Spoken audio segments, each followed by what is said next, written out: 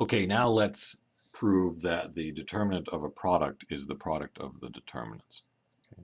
So here's my theorem. If A and B are n by n matrices, then the determinant of A times B is the determinant of A times the determinant of B. I'm going to do this in two steps. One, I'm going to take a look at what happens if A is invertible and what happens if A is not invertible. Well, if A is not invertible, then I know a couple of things.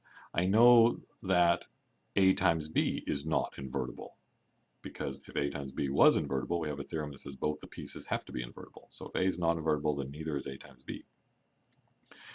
That tells me a couple of things. That tells me that from the previous theorem, that since A is not invertible, that the determinant of A must equal 0. Likewise, since A times B is not invertible, then its determinant must also be equal to 0. So I've got 0 is equal to the determinant of A times B,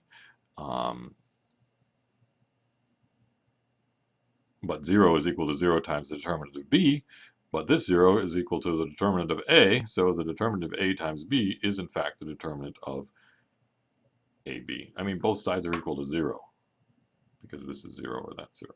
So anyway, if A is not invertible, you just have zeros on both sides of that equation.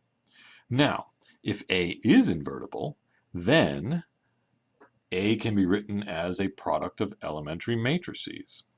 And hence this thing here, the determinant of A times B, the A times B can be rewritten this way.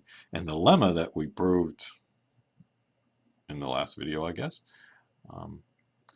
comes into play. Because this is a product of elementary matrices times B, then I can take each determinant of each elementary matrix and then the determinant of B and multiply those results. Bringing these guys all back together again says that now I've got the determinant of this product is times this is equal to what I started with, and finally that product is A.